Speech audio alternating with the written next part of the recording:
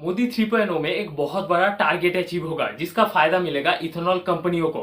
Short term में तो stock बढ़ेगा ही, लॉन्ग टर्म में स्टॉक और भी बढ़ेगा। और इथेनॉल प्रोड्यूस करती है ऐसी एक कंपनी के बारे में भी बात करूंगा जिस कंपनी में तीनों सेगमेंट से ही कंपनी को ग्रोथ मिल रहा है। तो देखिए, हरदीप सिंह पुरी बना है पेट्रोलियम मिनिस्टर और वो पेट्रोलियम मिनिस्टर बनते ही एक बहुत बड़ा स्टेटमेंट दे दिया है। और वो स्टेटमेंट है कि इंडिया का जो टारगेट था E20 का 2030 तक, वो अब 2030 में नहीं 2025 में ही अचीव हो जाएगा। जिन लोगों को पता नहीं है E20 क्या है उनके लिए बता दूं, E का मतलब है इथेनॉल और 20 का मतलब है परसेंटेज।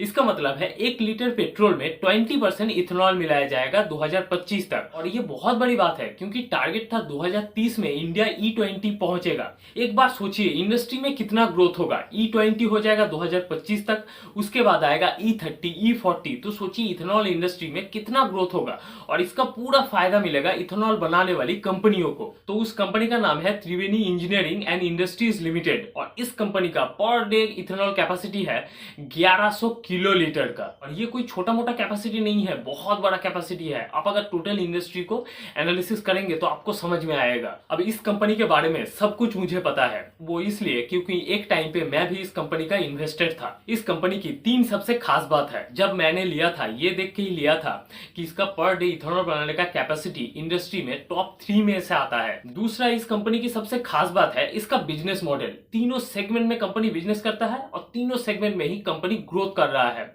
और फ्यूचर में भी ग्रोथ होगा। पहला सेगमेंट है शुगर और इथेनॉल का। आपको तो पता ही है E20 अगर 2025 तक अचीव हो जाएगा तो उसके बाद E30 आएगा, E40 आएगा। और कंपनी तो इथेनॉल बनाती ही है तो इंडस्ट्री में तो ग्रोथ होगा ही और कंपनी में भी ग्रोथ होगा। कंपनी का दूसरा बिजनेस है कि नेवी को गियर सप्लाई करना।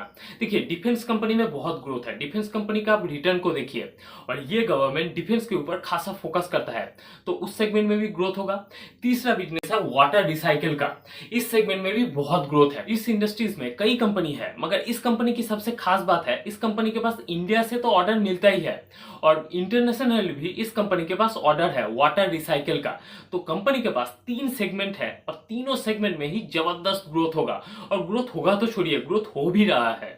तीसरा, इस कंपनी की सबसे खास बात है इस कंपनी का मैनेजमेंट। क्या कमाल का मैनेजमेंट है। शुगर बिजनेस के लिए अलग लोग मैनेजमेंट टीम में, डिफेंस बिजनेस में मतलब नेवी के लिए गियर बनाने वाले बिजनेस में मैनेजमेंट में अलग लोग, वाटर रिसाइकिल बिजनेस के लिए मैनेजमेंट में अलग लोग। 3 सेगमेंट है, तीनों सेगमेंट के लिए मैनेजमेंट में अलग अलग लोग हैं। अब एक खास बात, पर्सनली इथेनॉल इंडस्ट्री के ऊपर मेरा व्यू। अगर वीडियो को आप यहां तक देख के छोड़ देंगे ना तो आपको असली नॉलेज ही नहीं मिलेगा।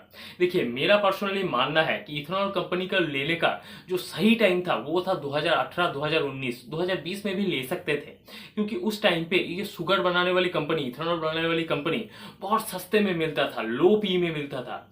इंडिया के एक इन्वेस्टर ऐसे भी थे जिन्होंने अपना टोटल मतलब पोर्टफोलियो का 60% सिर्फ इथेनॉल बनाने वाली कंपनियों में लगा दिया था और उन्होंने बहुत रिटर्न कमाया है। तो पर्सनली मेरा मानना है इथेनॉल इंडस्ट्री में ग्रोथ तो होगा ही। E30 होगा, E40 होगा, E50 का भी प्लान है।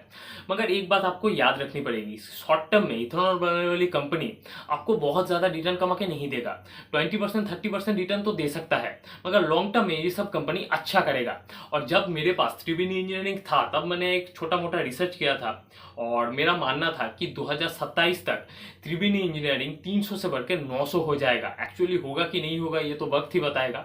मगर फाइनली एक ही बात बोलूंगा, कोई बाई सेल रिकमेंडेशन नहीं है, अभी मेरे पास वो कंपनी नहीं है। और आपको अगर खरीदना ही है तो अपने रिस्क पर खरीदिए मगर इंडस्ट्री में ग्रोथ होगा और अच्छी कंपनी भी है।